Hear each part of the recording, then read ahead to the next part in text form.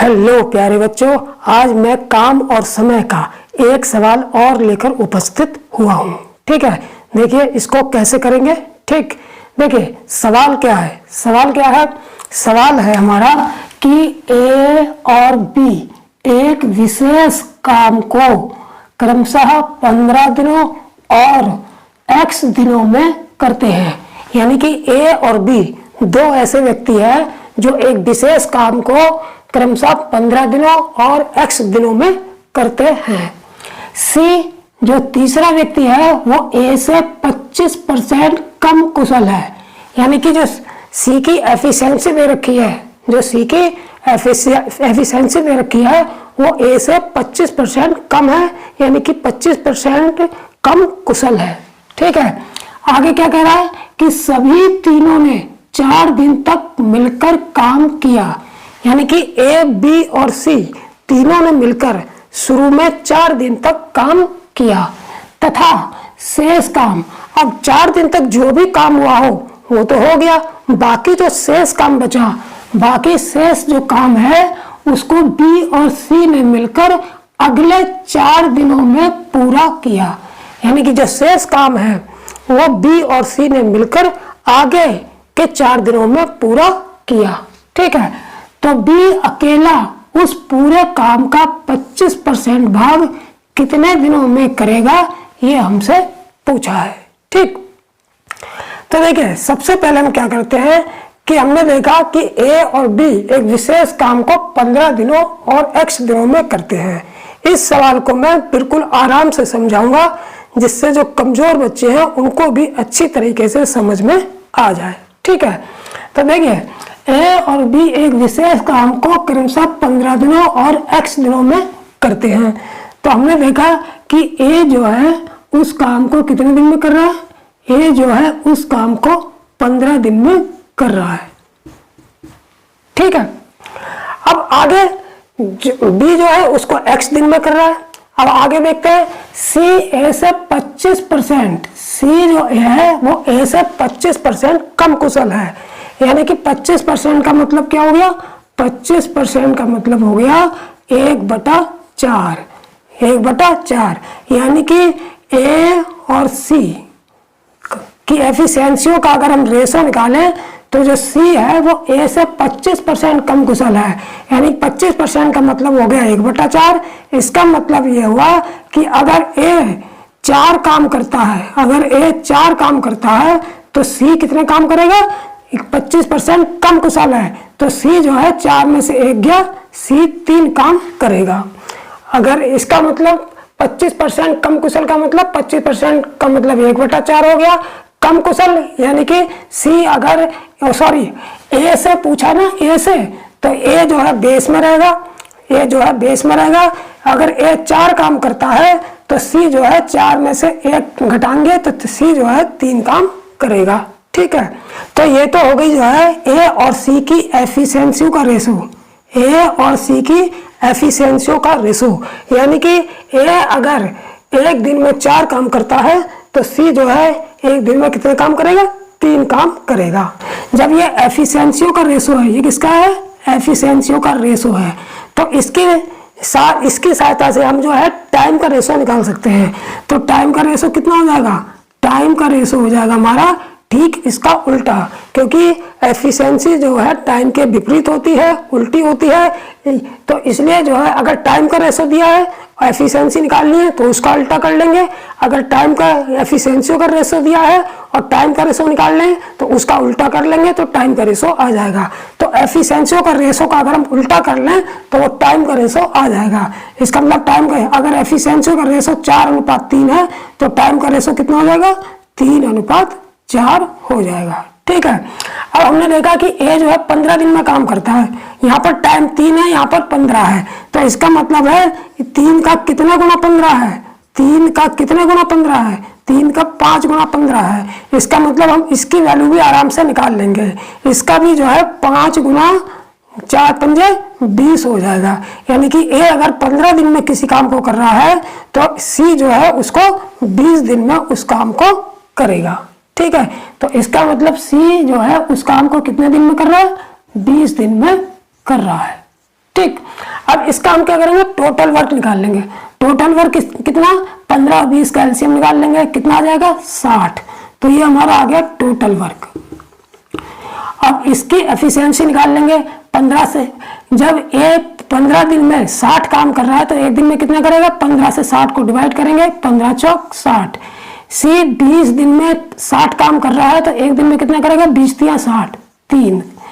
ठीक है, तो इस तरीके से हमने ए और सी की एफिशिएंसी निकाल ली। ठीक है, अब हम ये देखेंगे कि किसने कितने कितने दिनों तक काम किया। हमने यहाँ पर देखा शुरू में ए बी सी ने 4 दिन तक काम किया। शुरू में ए बी और सी, शुरू में तीनों ने 4-4 दिन तक काम किया। तीनों ने 4-4 दिन तक काम किया। फिर अगले 4 दिन किसने काम किया, अगले 4 दिन बी ने भी अगले 4 दिन काम किया और सी ने भी। इसका मतलब क्या हुआ, ए ने केवल 4 दिन काम किया, बी ने 8 दिन काम किया, 4-4 8, और सी ने भी 8 दिन काम किया। तो बस यही हमको निकालेंगे। ठीक, तो जब हमने देखा कि जब ए ने 4 दिन काम किया है तो ए ने एक दिन में कितना काम किया, 4, ए की एफिशिएंसी 4 है, तो ए के 4 दिन का काम कितना हो गया, ए के 4 दिन का काम कितना हो जाएगा, ए के 4 दिन का काम हो जाएगा। एक दिन का काम 4 काम है, एक दिन में 4 काम करता है, तो 4 दिन में कितना करेगा, 4 चौक 16 काम करेगा। ठीक है, सी कितने दिन कर रहा है, 8 दिन कर रहा है। सी कितने दिन कर रहा है, 8 दिन काम कर रहा है, तो एक दिन में 3 काम कर रहा है सी। एक दिन में कितने काम कर रहा है, 3, तो 8 दिन में कितना करेगा सी, 8 दिन में करेगा 3 गुणा 8, 3 8 24 काम। इसका मतलब कुल काम कितना हो गया, कुल काम हो गया हमारा 16 और 24, 16 24 कितना हो गए, 24 36 और 40 काम। यानी कि जो 40 काम है वो ए और सी ने मिलकर निपटा दिया। ठीक है, इसका मतलब ये हुआ कि जब ए और सी ने 40 काम 8-8 दिन में मिलकर निपटा दिया तो बचा कितना काम, टोटल काम हमारे पास 60 काम है, तो शेष काम कितना बचा, शेष काम हमारे पास बचेगा केवल 20, क्योंकि 60 का टोटल काम 60 है, 60 में से 40 काम ए सी ने निपटा दिया, जो बचेगा वो कौन करेगा, वो बी करेगा। तो इसका मतलब शेष काम 60 में से 40 गए 20, और ये 20 काम कौन करेगा, ये 20 काम जो है बी करेगा। और 20 काम कौन करेगा, ये जो है बी करेगा। ठीक है, अब ये देखिए ये 20 काम जो है, ये जो 20 काम बी करेगा, ये 20 काम बी ने कितने दिन में करेगा, कितने दिन में किया होगा, 8 दिन में, क्योंकि बी ने 4 ही दिन तक काम किया, फिर अगले 4 दिन भी काम किया, इसलिए बी ने टोटल काम जो शेष काम जो है बी ने कितने दिन में किया था, 8 दिन में किया था।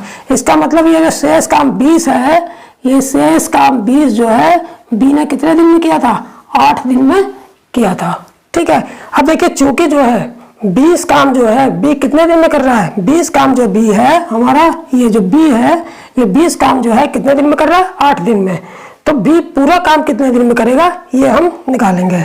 ठीक है, तो देखिए चूंकि बी जो है 20 काम 8 दिन में कर रहा है, कौन, बी 20 काम 8 दिन में कर रहा है, तो पूरा काम कितने दिन में करेगा, पूरा काम कितना हमारा, पूरा काम हमारा 60 काम है। तो 60 इसे बनाने के लिए कितने से गुणा करेंगे, अगर हम इसमें 3 से गुणा कर दें तो ये 60 हो जाएगा। यानी कि 60 काम जो है वो बी कितने दिन में करेगा, जब 3 से इसमें गुणा की तो 3 से इसमें भी गुणा कर देंगे, 8 3 24, यानी कि बी जो है पूरा काम, यानी कि पूरा 60 काम जो है वो कितने दिन में करेगा, 24 दिन में। लेकिन हमसे पूछा है कि बी अकेले पूरे काम का 25% भाग कितने दिन में करेगा। 25% का मतलब क्या होगा, 1/4, यानी कि बी अपने पूरे काम का 1/4 कितने दिन में करेगा, ये हमसे पूछा है। तो सिंपल है, 60 का 1/4 करने के लिए यहाँ 1/4 से गुणा कर दो, और यहाँ पर भी 1/4 से गुणा करेंगे। तो देखिए 4 15 60, यानी कि 15 काम, पूरे काम का 1/4 कितना हो गया, 15 काम जो है बी कितने दिन में करेगा, पूरा काम 24 दिन में, 24 का भी 1/4 कर लेंगे, 4 6 24 से कट गया 6 दिन, यानी कि 15 काम, पूरे काम का 1/4 काम जो है वो बी 6 दिन में करेगा। तो इस तरीके से हमारा यही आंसर होगा। तो कौन सा ऑप्शन सही होगा, सी वाला ऑप्शन हमारा सही होगा। तो इस तरीके से जब पहले हम क्या करेंगे कि ए और सी के की सहायता से टोटल वर्क निकाल लेंगे, फिर उनके दिनों को काउंट करेंगे कि किसने कितने कितने दिन तक काम किया। ए ने केवल 4 दिन तक काम किया, बी ने 8 दिन तक काम किया, सी ने 8 दिन तक काम किया। फिर ए के 4 दिन का काम निकाल लेंगे, फिर सी के 8 दिन का काम निकाल लेंगे। दोनों काम को जोड़कर टोटल काम से घटाएंगे तो पता चल जाएगा कि जो शेष काम बचेगा वो कौन करेगा, बी करेगा। तो शेष काम कितना बचा, 60 में से 40 घटाएंगे 20 बचेगा। ये शेष काम जो 20 है ये कौन करेगा, बी करेगा। तो 20 काम जो बी कितने दिन में, बी ने कितने दिन तक काम किया, 4 और 4 8 दिन तक काम किया। तो इसका मतलब जो शेष काम 20 है ये बी ने कितने दिन में किया होगा, 8 दिन में किया होगा। अब चूंकि बी ने शेष काम 20 जो 8 दिन में किया है तो पूरा काम कितने दिन में करेगा, यानी कि 60 काम कितने दिन में करेगा, 20 का 3 गुना हो गया 60, तो यहाँ भी 8 का 3 गुना कितना हो जाएगा 24, यानी कि पूरा काम जो है बी 24 दिन में करेगा। फिर पूरे काम का 25% यानी कि 1/4 भाग जो है कितने दिन में करेगा, पूरे काम का 1/4 15 काम हो गया, और पूरे दिन का 1/4 6 दिन हो गया, यानी कि 15 काम, पूरे काम का 1/4 काम यानी कि 15 काम जो है बी 6 दिन में करेगा। ठीक है, तो यही हमारा आंसर हो जाएगा। ठीक।